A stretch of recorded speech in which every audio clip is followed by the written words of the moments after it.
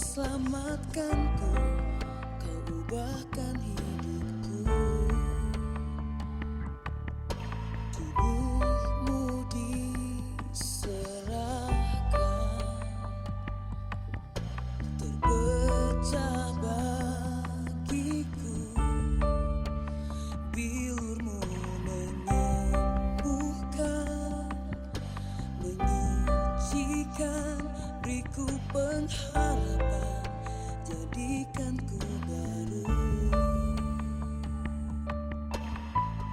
Yesus berikan hidupnya bagi diriku, bagi keselamatanku, bahkan taat sampai mati, agar ku hidup dalam kekekalannya.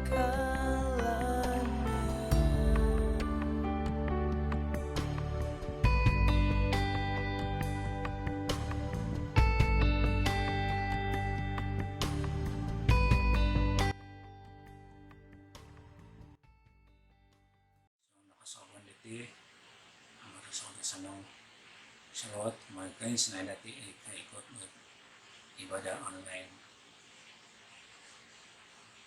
Sebelum ako terus ibadah dati sambayang taka pimpinan ko sambayang sa Lansara. Kada taka sambayang. Kinaringan tama dahil sa surga pinatunan dahil melalui ngaran Tuhan Yesus Kristus.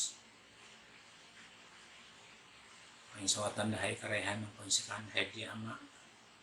Sebab magkampin pimpinan ay isang nakapasyan dahil. Sambil isang kasaban diti pimpasihad tidak sihat simbayan ang makanod sempatan untuk mengikuti ibadah online. Tuhan sebelum dapat terus di ibadah dahai, belum patahkan na dia seluruh kepasyan dahai. Kung siriba dia makiampun hekan sinay dosa-dosa, kapalanggaran dahai, baik na permenang kita na permenang naman saja. Yung ay di kuasa na Tuhan, supaya dalayak ihay menghadap hadirat menuju masa pendeti. Tuhan takkan na din dia ibadah dahil isang sabon diti ang tada kayong punon isang napawian supaya dia menguasa memimpin dan memberkat dahil kinsanay. Ang anak mo terlibat na pelayanan menunggu pelayanan dia lah orapaya lah Tuhan berikanlah hikmat dan kuasa di luar biasa supaya lewat pelayanan dia mungkin senai jemaat berkata kami mengharap kuasa pasar kan urusan tangarat mulai pemagang buat dahai suang pertemuan itu sisa ginawa dahai suang nangaranong kusarat Tuhan Yesus Kristus duyung pensedu mentarikan itu yang hendak yang dahai supaya hanya dia memimpin pembuat dahai ada dengan punan sama kawian Tuhan pun sikau tangan anak kita kesampat mengikuti ibadah yang lain gitu kailam nung masalah dia lang kumayan ako sila kad memimpin memberkat dia lang anak kalingasan bagi sumakit anak panghiburan bagi dia susah ginawa anak kekuatan bagi dia alaman anak daralan mabus entah masalah dia lang menghadapi masalah dan apa Tuhan pun sikau kumayan ako narangono sa bayang dahay sa kayo sinati Sambian bertandai menuju mengarami yang tamak tanang ambu sudah terlihat. Amin. Senang kesuabon, semangati pembacaan kita Suang Kejadian 47 ayat 13 sampai 18. Percayaanku, kelaparan itu begitu hebat sehingga di mana-mana tidak ada makanan lagi. Rakyat Mesir dan rakyat Kanaan lemah dan tidak berdaya karena lapar. Setiap kali mereka membeli gandum, Yusuf mengumpulkan uang pembayar gandum itu, lalu disimpannya di istana raja. Setelah habis uang di Mesir dan di Kanaan, orang-orang Mesir datang kepada Yusuf dan berkata, "Berilah kami makanan, jangan biarkan kami mati. Uang kami sudah habis." Yusuf menjawab, "Jika uangmu sudah habis, berilah ternakmu." aku akan memberi makanan kepadamu.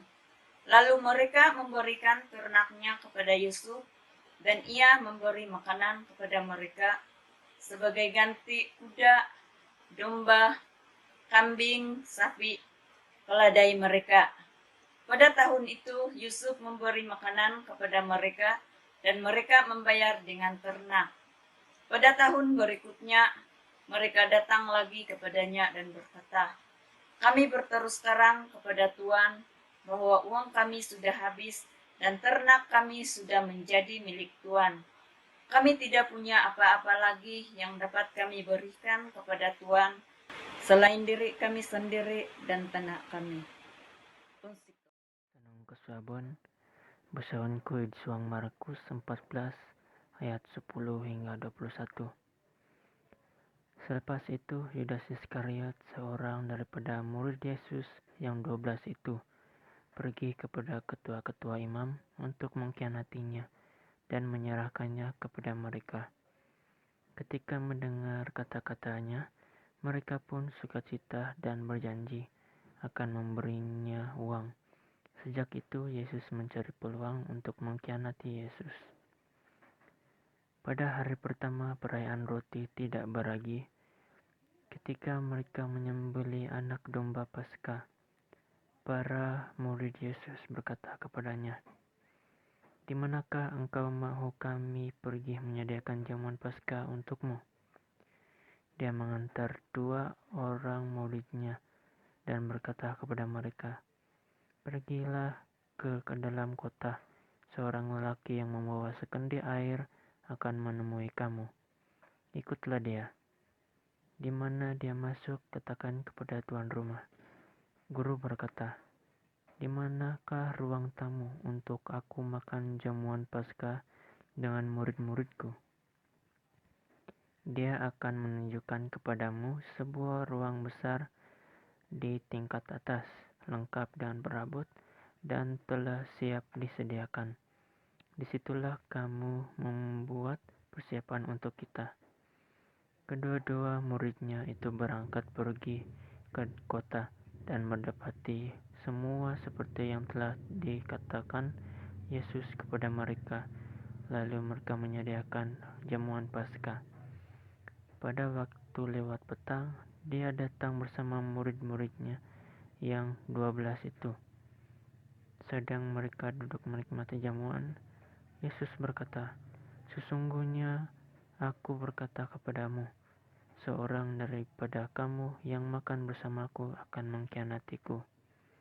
Mereka mulai berduka cita. Seorang demi seorang berkata kepadanya, "Akukah orang itu?" Yesus menjawab, "Dia seorang daripada 12 yang mencecar roti bersama ke dalam bekas. Anak manusia memanglah harus mati, seperti yang tersurat tentangnya, tetapi malanglah orang yang mengkhianati anak manusia. Lebih baik baginya jika tidak dilahirkan." Ponsiko.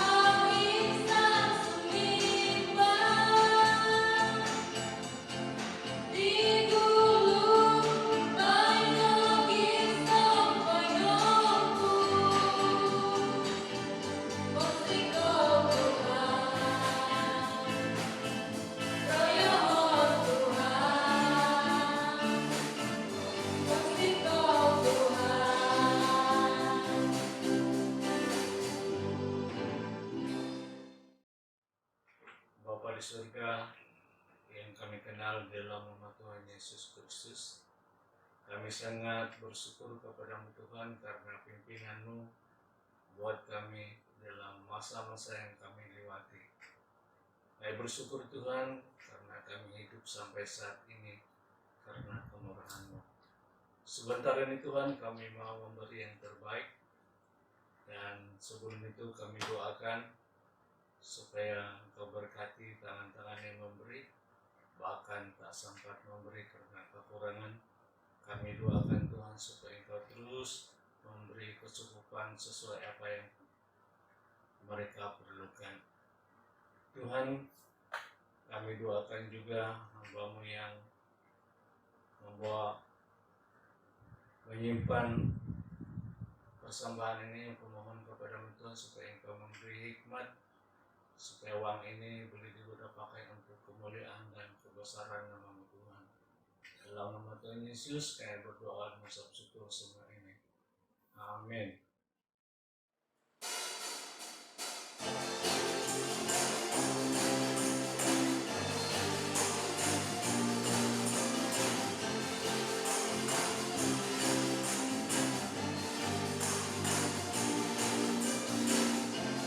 Kasih setiamu nyata bagiku, nikmat kebajikan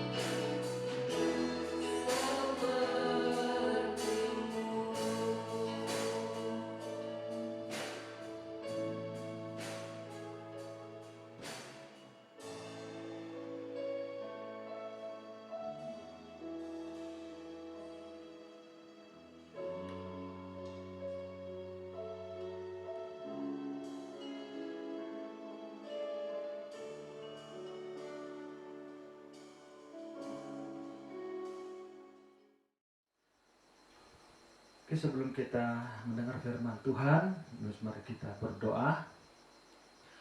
Bapa di surga, Bapa yang kami sembah di dalam nama Tuhan Yesus, kami bersyukur sekali lagi pada pagi hari ini kami dapat mendengar akan kebenaran firman-Mu.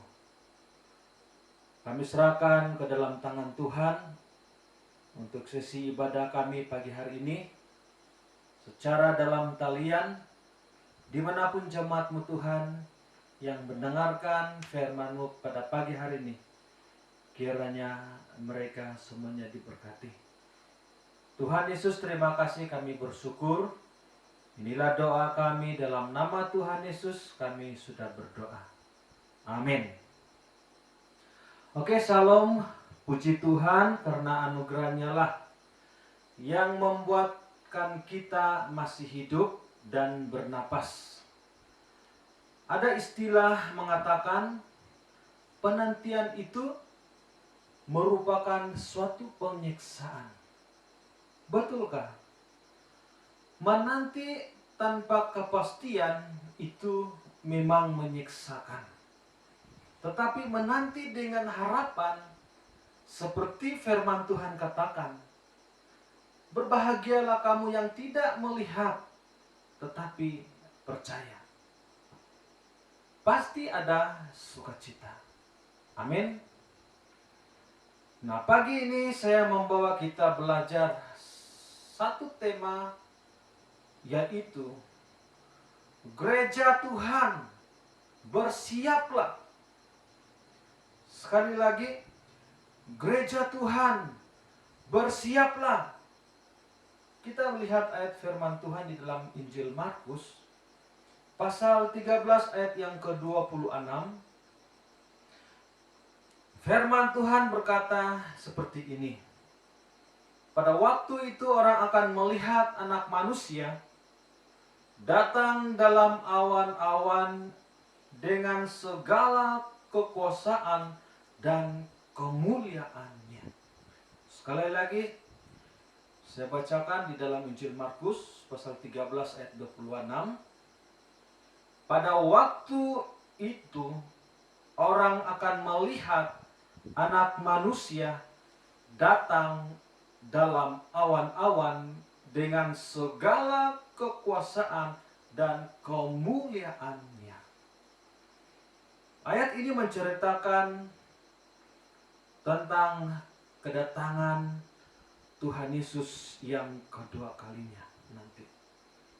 Pernah Tuhan Yesus katakan, seperti mana ia naik ke surga, demikian jugalah ia akan kembali. Nah, gereja sudah diperingatkan dengan firman Tuhan. Walaupun ia telah berlaku 2000 tahun yang lalu, tetapi perlu kita ingat bahwa bagi dunia masa 1000 tahun, tetapi bagi Tuhan hanya 1 hari. Karena itu gereja harus bersiap. Gereja harus bersiap menyambut kedatangan Tuhan Yesus buat kedua kalinya. Pada waktu kedatangannya yang pertama kali, lebih 2000 tahun yang lalu, Tuhan Yesus sudah memperingatkan kepada dunia bahwa ia akan datang seperti mana ia telah naik ke surga. Jadi, pertanyaannya, apakah gereja SIB Tengkurus khususnya sudah siap menyambut kedatangan Tuhan Yesus kedua kalinya? Pertanyaannya sekali lagi, apakah gereja SIB Tengkurus khususnya sudah siap menyambut kedatangan Tuhan Yesus kedua kalinya? Saya ambil skop yang kecil, yaitu hanya di tempat kita di Tengkurus. Sebab pernah teman-teman saya bertanya, Pastor, di mana sudah kamu melayani? Lalu saya bergurau dan berkata kepada dia, saya melayani di satu tempat, yaitu satu surga yang kecil di daerah Kota Blut. Nah, saya katakan demikian sebab saya percaya. Dan saya katakan bahwa Sebi Tongkurus adalah satu surga yang kecil di kawasan Kota Blut di mana saya melayani. Nah, saudara, apakah gereja, khususnya di gereja Sebi Tongkurus, sudah siap menyambut kedatangan Tuhan Yesus kedua kalinya? Yang pertama, saudara, bilang sama saya siap. Bilang sekali lagi, kami siap. Ya, kalau siap, gereja harus yang pertama setia dan tak bercela. Saya ulang lagi sekali lagi, apakah gereja Sebi Tongkurus khususnya sudah siap menyambut kedatangan Tuhan Yesus yang kedua kali? Kalau kita katakan iya, kalau gereja setia dan tak bercela. Setia yang dikatakan di sini seperti yang disebut di dalam Wahyu 14 ayat 4b. Katakan, mereka ataupun pengikutnya yang sudah ditebus itu adalah orang-orang yang mengikut anak domba itu kemana saja ia pergi. Itu adalah setia. Pada kedatangannya buat kali yang kedua, Tuhan Yesus datang sebagai mempelai lelaki untuk menjemput mempelai wanita. Mana mungkin wanita yang akan menjemput mempelai lelaki? Pastinya lelaki, mempelai lelaki yang akan datang untuk menjemput mempelai wanita. Gereja Tuhan adalah anak-anak Tuhan. Gereja Tuhan adalah anak-anak Tuhan, adalah calon-calon mempelainya, dan harus bersedia dan harus bersiap. Yang layak menjadi mempelainya adalah mereka yang hidupnya benar dan tidak bercacat celah, seperti yang ditulis oleh Rasul Yohanes di dalam Wahyu 14 ayat 4 hinggalah ayat yang kelima. Mereka adalah orang-orang yang tidak mencemarkan dirinya.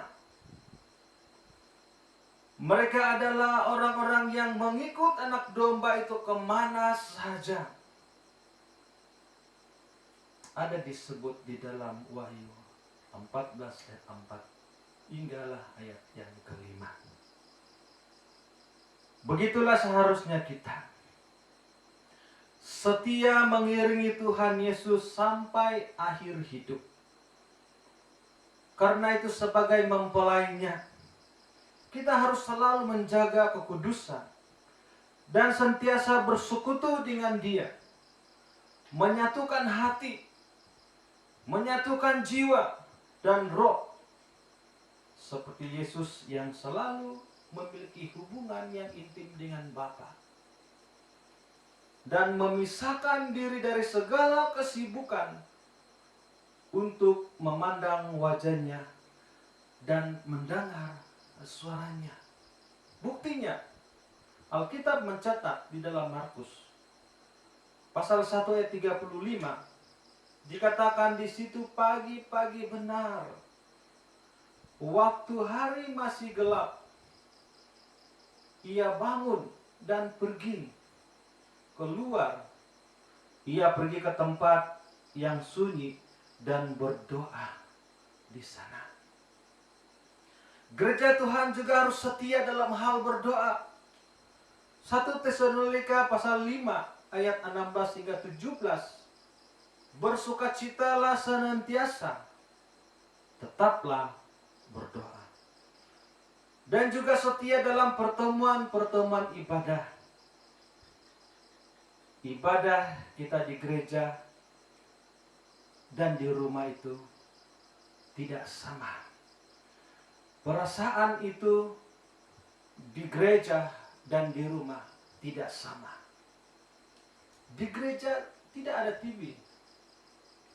Bahkan di gereja tidak ada tilam, bantal, dan apa saja yang ada di rumah.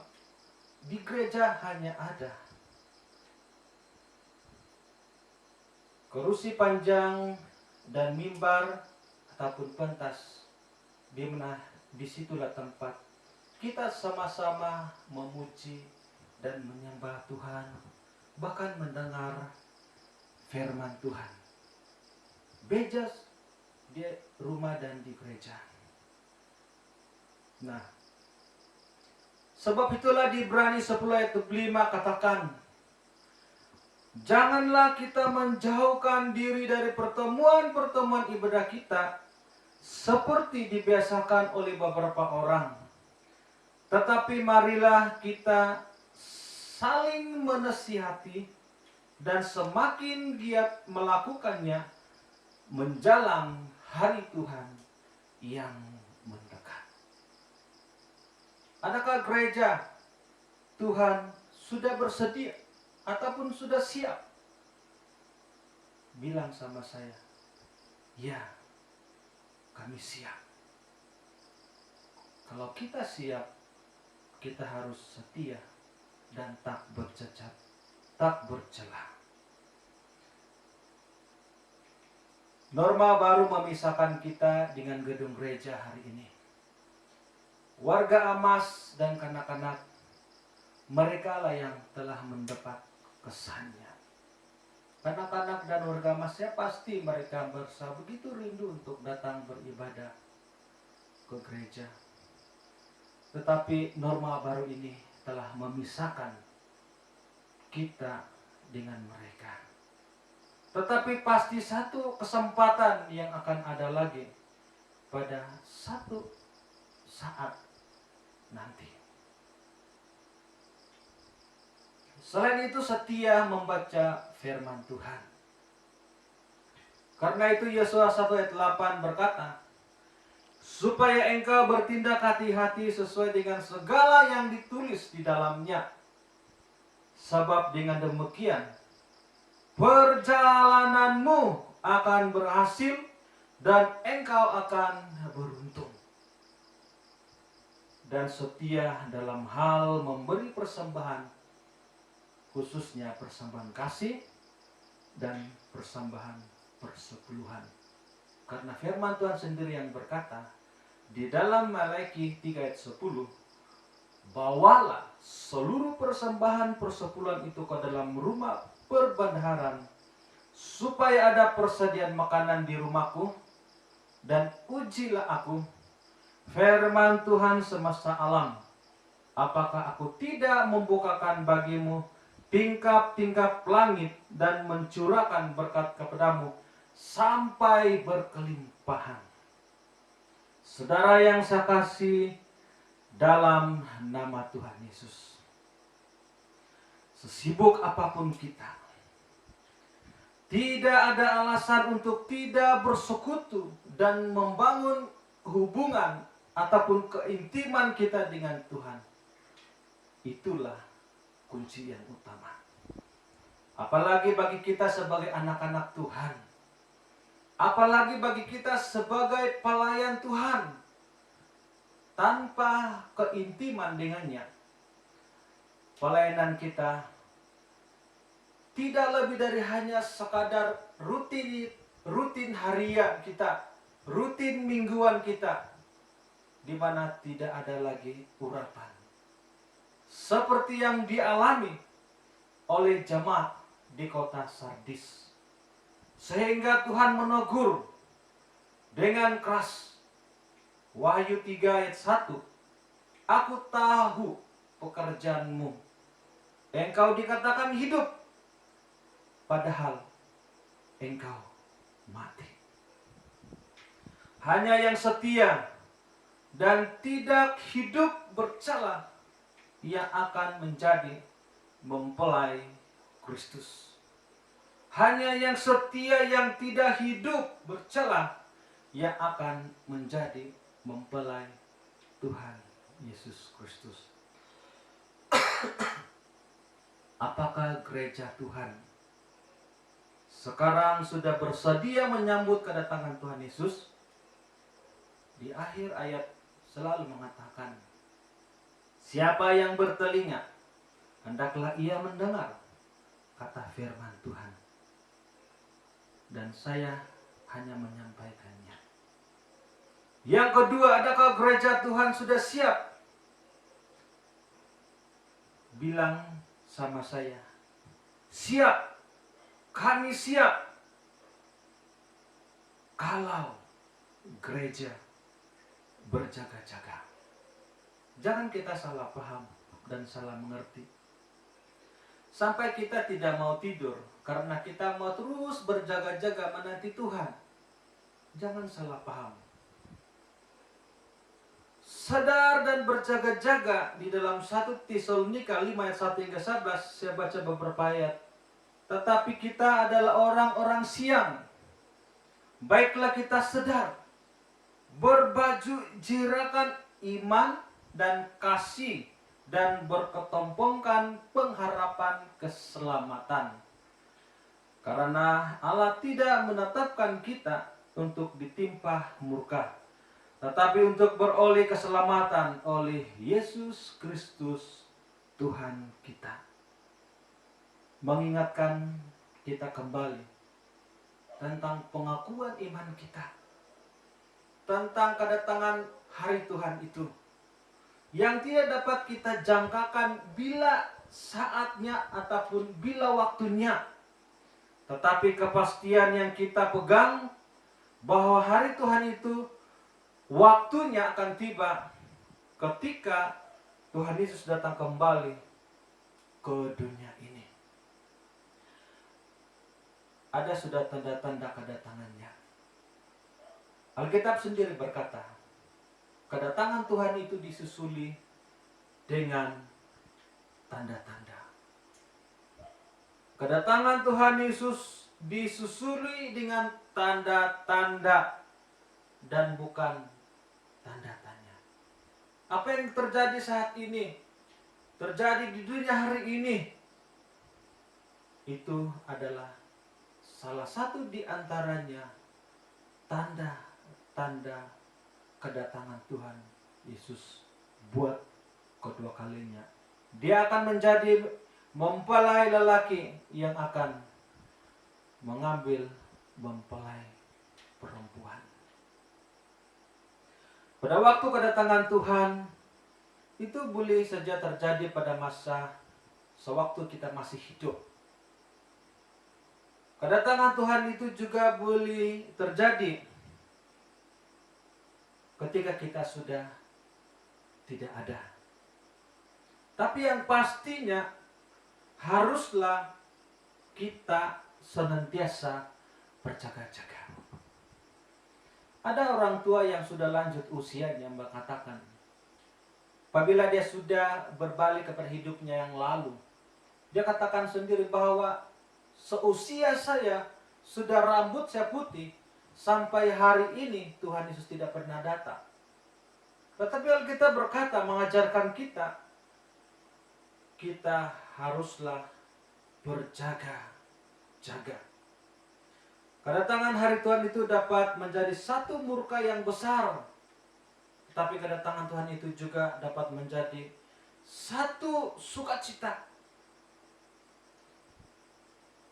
Kedatangan hari Tuhan itu dapat menjadi murka yang besar ataupun akan menjadi satu penghukuman dari Tuhan. Tetapi hari Tuhan itu juga boleh menjadi satu keselamatan yang besar bagi kita sebagai orang percaya yang menanti dan berjaga-jaga untuk Tuhan. Itu semua bergantung bagaimana kita dalam mempersiapkan diri. Sebab itu di dalam nas ini Rasul Paulus menegaskan pada kita bahwa harapan Tuhan kepada kita adalah untuk mendapatkan keselamatan daripada murka Tuhan.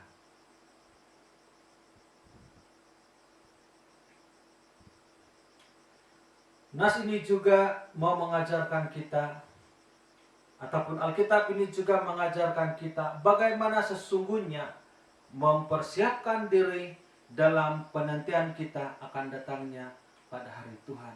Yang dikatakan, tetapi kita yang adalah orang-orang siang, baiklah kita sedar, berbaju jirakan iman dan kasih, ayat 8, berketumpungkan pengharapan keselamatan.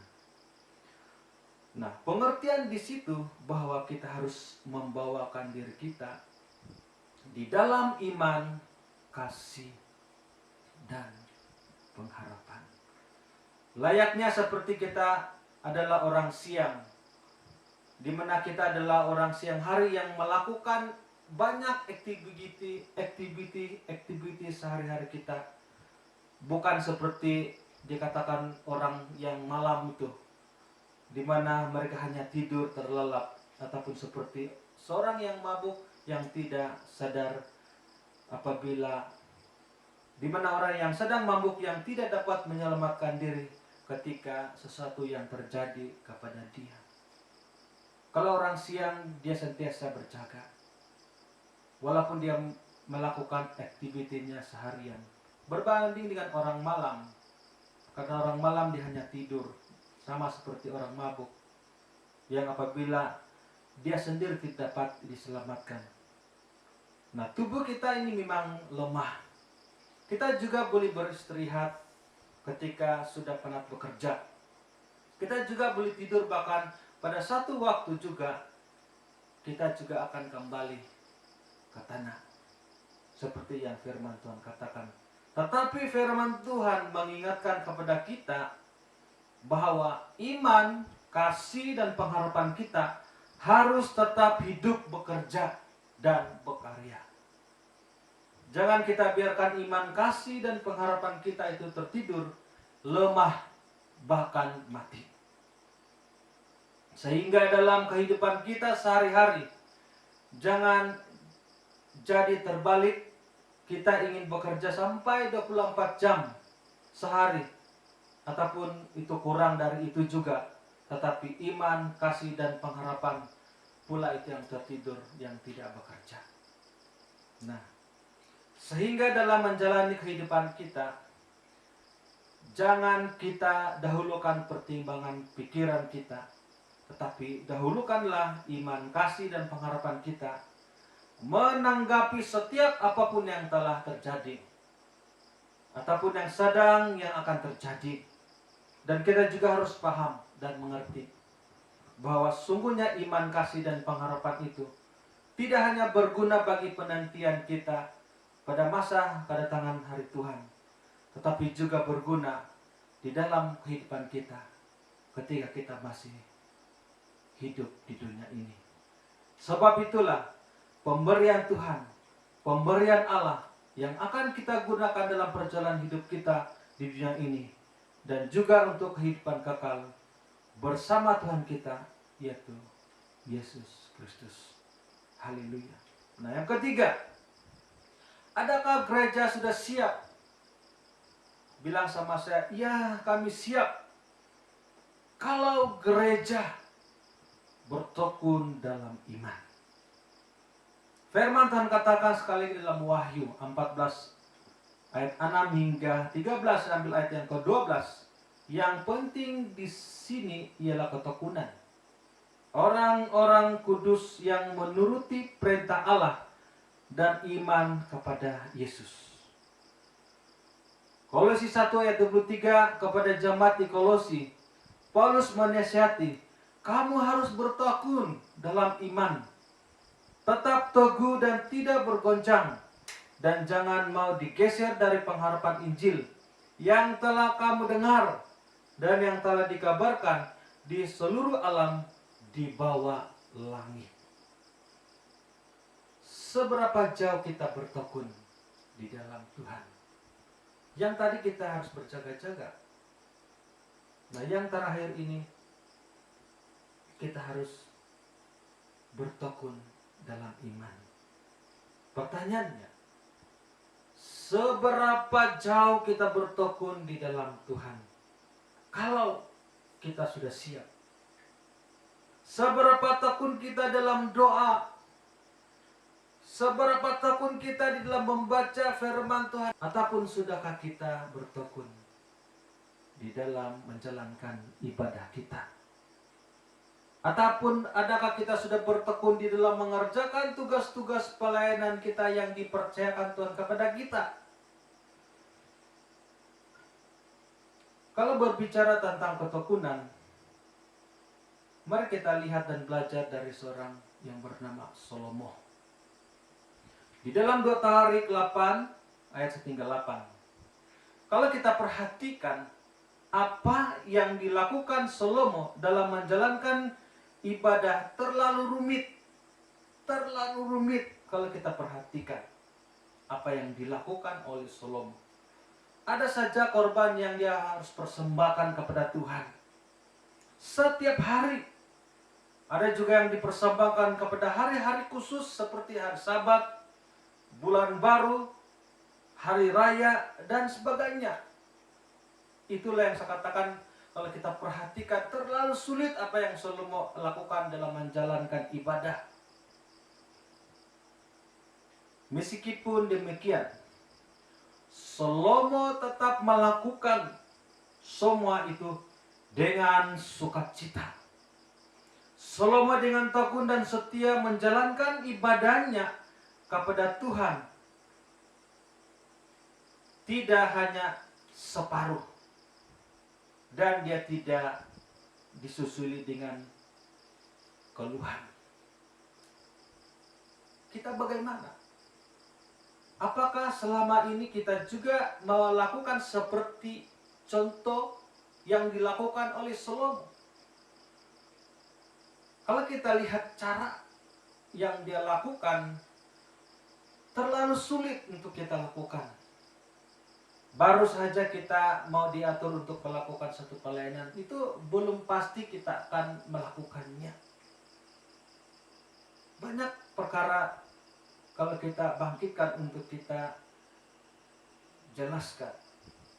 Tetapi saya ingin kita belajar sekali lagi untuk memperhatikan cara yang dilakukan Salomo dalam menjalankan ibadah, sekalipun rumit, tetapi Salomo tetap melakukannya dengan sukacita, tanpa keluh kesah. Artinya dia memberi ruang waktunya untuk Tuhan. Dia melakukannya itu. Nah, kehidupan kita sebagai orang percaya sudah seharusnya mencontohi apa yang dilakukan Salomo. Bukan saja harus membangun ibadah kita, tapi juga harus memelihara dan menjaga kehidupan ibadah kita. Itu juga yang memerlukan ketekunan dan kesetiaan kita. Di dalam ketekunan terkandung unsur kemahuan, yaitu niat hati untuk beribadah dengan sungguh-sungguh. Bukan hanya sekadar beribadah ataupun bukan saja hanya sebagai kegiatan mingguan, ataupun bukan hanya sebagai satu kebiasaan. Namun kita harus menjadikan ibadah itu sebagai satu keperluan hidup kita, sama seperti perlunya kita bernapas setiap hari. Mengapa kita harus bertekun dalam ibadah? Sebab dalam ketekunan selalu ada janji yang Tuhan sediakan. Seperti dikatakan dalam Ibrani 10 ayat 36. Sebab kamu memerlukan ketekunan supaya sesudah kamu melakukan kehendak Allah, kamu memperoleh apa yang dijanjikan itu. Pada akhirnya, ketekunan inilah yang menjadi salah satu kunci keberhasilan orang Kristen, dan ini juga yang menjadi ukuran kekristenan kita, yaitu ketekunan. Amsal 14 ayat 23 mengatakan, firman Tuhan menegaskan bahwa apapun jerih payah yang kita lakukan untuk Tuhan tidak akan pernah sia-sia. Amsal 14:23 katakan, dalam tiap jerih payah itu ada keuntungan. Artinya, apa yang kita lakukan itu tidak sia-sia. Apalagi pada waktu kita sedang menanti dan bersiap menunggu kedatangan Tuhan Yesus yang kedua kalinya. Saya ingin bertanya kepada kita, sudahkah kita bertekun? Nah, sebagai kesimpulan dari apa yang kita sudah belajar pada pagi hari ini, kita tidak tahu bila waktunya Tuhan Yesus akan kembali ke dunia. Kita tidak tahu bila, walaupun Tuhan Yesus katakan bahwa kedatangannya itu akan disusuli dengan tanda-tanda, tapi kita percaya bahwa Tuhan Yesus pasti akan datang kembali ke dunia seperti apa yang sudah Dia janjikan. Nah, ini bukan satu urusan kita bila waktu Tuhan Yesus itu akan datang. Tanggung jawab gereja Tuhan hari ini harus siap, sehingga ketika Tuhan Yesus datang kembali, kita didapati sebagai orang-orang yang tetap setia, tak bercelah, berjaga-jaga dan bertekun di dalam iman. Apa yang perlu kita lakukan sebagai respon kita? Apa yang perlu kita lakukan? Adakah gereja, khususnya dalam skop yang kecil saya ambil, adakah gereja Isabi Tengkurus sudah bersedia menyambut kedatangan Tuhan Yesus? Apa yang perlu kita lakukan? Apa yang kita lakukan berkaitan dengan kebenaran firman Tuhan yang mengatakan Ia akan datang? Artinya kita akan bersedia dan bersiap, ataupun gereja akan bersedia. Yang pertama, kita harus mengaminkan firman Tuhan ini sebab kita percaya. Artinya kita meyakini bahwa kedatangan Tuhan Yesus pasti akan terjadi.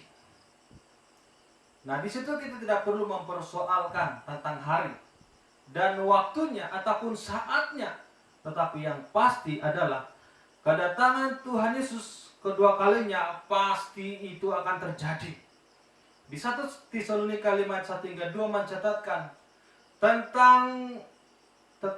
tentang zaman dan masa, saudara-saudara, tidak perlu dituliskan kepadamu, karena kamu sendiri tahu benar-benar bahwa hari Tuhan datang seperti pencuri pada malam hari.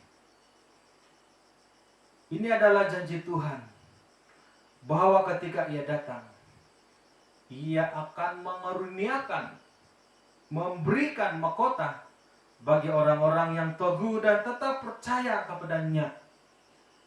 Wahyu 2 ayat 10b berkatakan, hendaklah engkau setia sampai mati, dan aku akan mengaruniakan kepadamu mahkota kehidupan.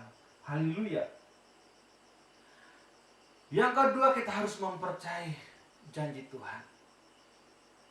Itu yang harus kita lakukan juga.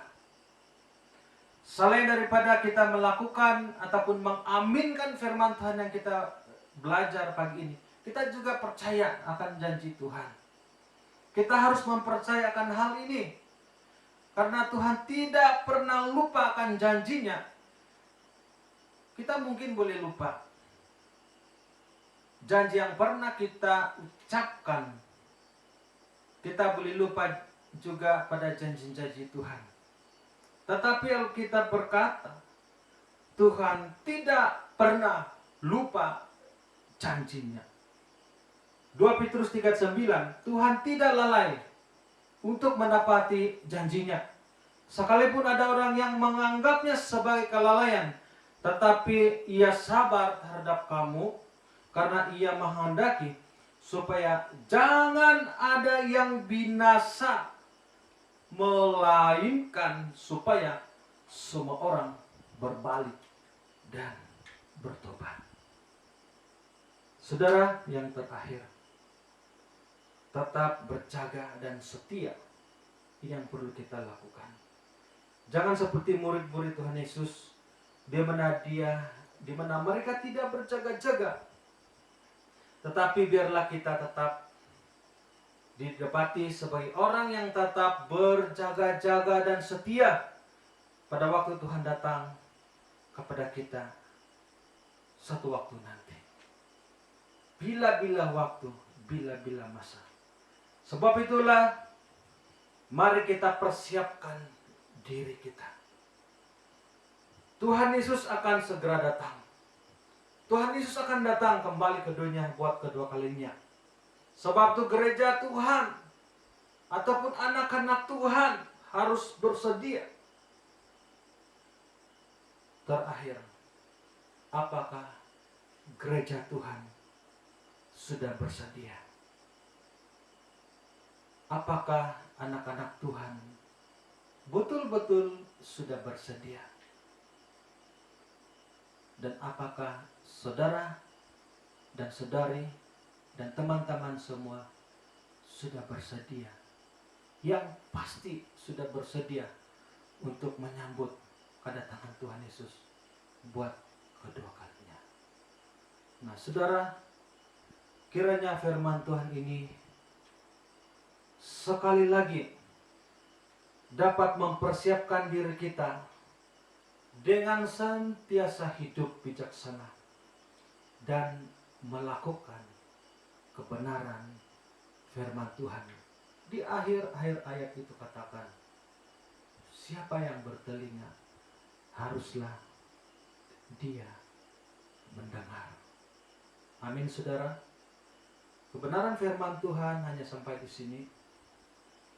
Kiranya berkat melalui firman Tuhan pagi ini dapat saudara dan saudari serta teman-teman semua mengerti dan memahami bahwa gereja Tuhan harus bersedia menyambut kedatangan Tuhan Yesus kedua kalinya. Surga, kami bersyukur firman-Mu yang begitu sederhana. Sekalipun hamba-Mu terbatas untuk mengungkapkan semua isi hati Tuhan melalui kebenaran firman-Mu.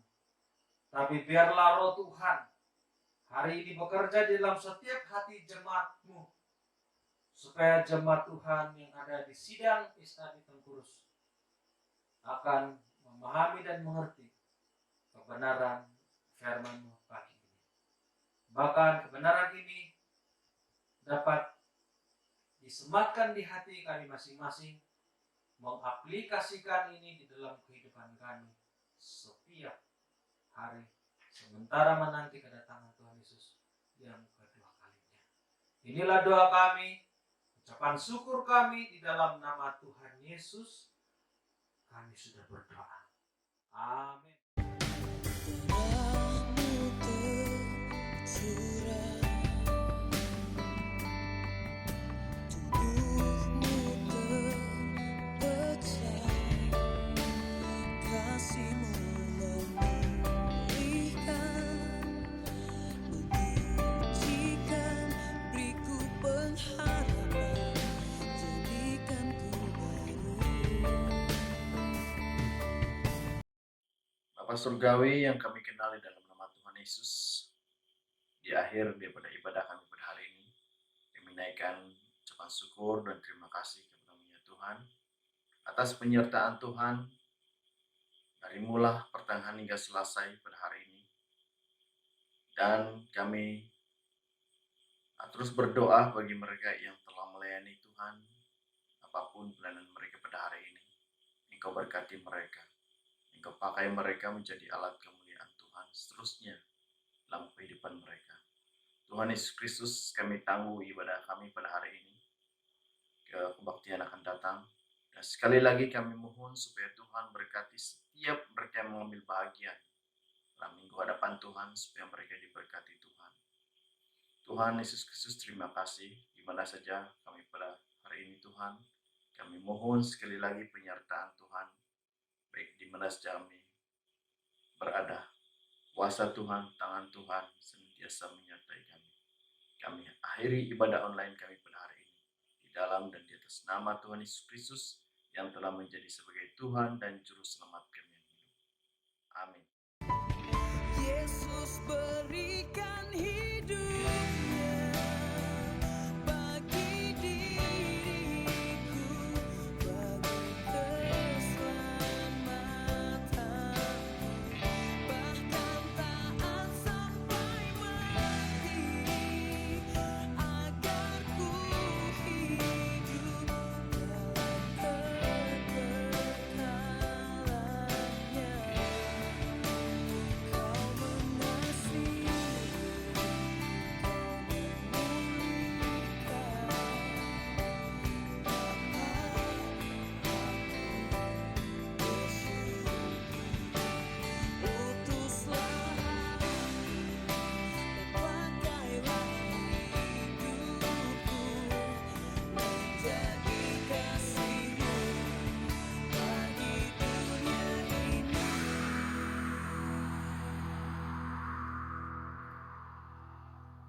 Yesus berikan hidupnya bagi diriku, bagi keselamatanku, bahkan taat sampai mati, agar ku hidup dalam kekekalannya.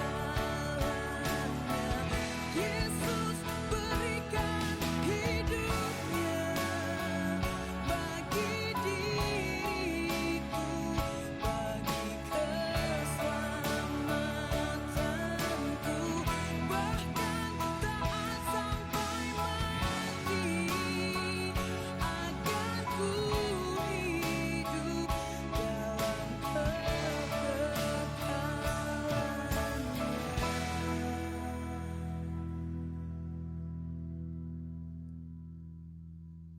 Darahmu tercurah, tebus dosa